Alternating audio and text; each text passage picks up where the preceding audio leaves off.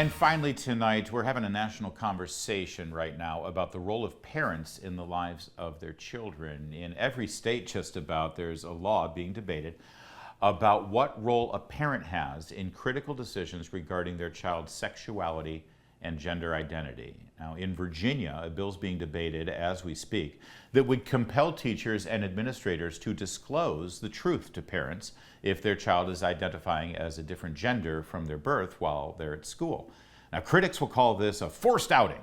I discussed this on the program last week. It's an issue that should be completely nonpartisan and not even worthy of debate. I mean, it's a parent and their child. Of course they should be included in this conversation. But because woke Democrat lawmakers are involved, this has actually become a highly partisan and heated debate. Now, when most observers contemplate this issue and engage in the eventual emotional discussion that ensues, your perspective will naturally gravitate either toward the parent who would like to know what's going on with their child when they're at school, or of the child who might wish to keep certain secrets from their parents. Lost in this entire discussion is the role of the teacher. Well, let's talk about the teacher for a moment, shall we? The most outspoken representatives of the education class would advocate for secrecy to prevail.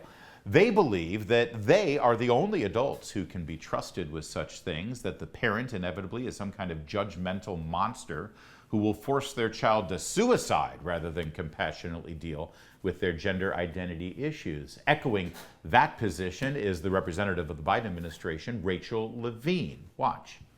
One example would be the quote-unquote don't say gay law in Florida. You know, studies show that one supportive adult for an LGBTQI plus kid can make all the difference in terms of preventing suicide, in terms of them being able to navigate the world and to adulthood and leading a happy, successful, productive life. One supportive adult. I'd love if that was always the parent, but it's not always a parent. Frequently, it's a teacher. There you go. This veil of suspicion against the parents, but frequently, of course, the teacher can be trusted. All right, suppose we actually think this policy through and how it's going to play out. This is not a habit often associated with left-wing advocates, but let's just play along. You will realize that this position of the Democrats and the professional educators who are on the side of secrecy are really on the side of deception. That's what this is. Their position is for teachers to be compelled to lie to keep their jobs. Can I repeat that?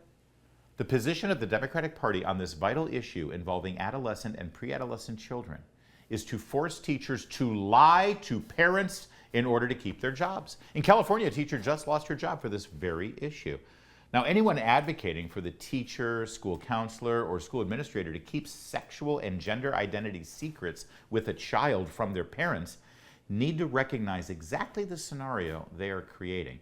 Let's say a parent recognizes that their child is going through something in their life. They're not sure what it is, but they know they're not the same kid. They're behaving strangely around the house. They're concerned, so they call their child's teacher.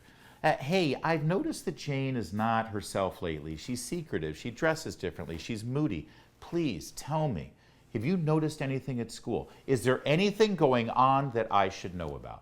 Now, what is the teacher supposed to do at this moment? According to Democrats and the policy that they're promoting, they want the teacher to tell this parent, this concerned parent, this parent who is doing all the right things and trying to find out what's going on with their precious child.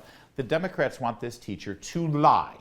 They want this teacher to tell the parent that everything's fine and there's nothing going on that they should know about. And if the teacher doesn't feel comfortable lying to a parent about something like this, they're fired.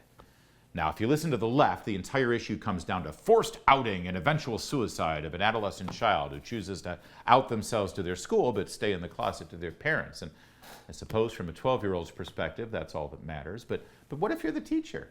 What if you actually care about this child's future? What if you think, in your judgment, that the parent should know about this? Too bad. You will lie and you will deceive, or you will be out of a job. Now, we're used to elected officials lying. We're used to government workers lying. We're certainly used to Democrats lying. But this may be the first time in American history that the Democratic Party is advocating that their lies be instituted as policy for government workers going forward. If you don't repeat our lies, we will fire you. There's a lot at stake in this issue, and ultimately, it really comes down to one very important value: the truth. What side are you on? That's it for tonight. We'll be back tomorrow, same time, same place. And in the meantime, I'll see you on the radio.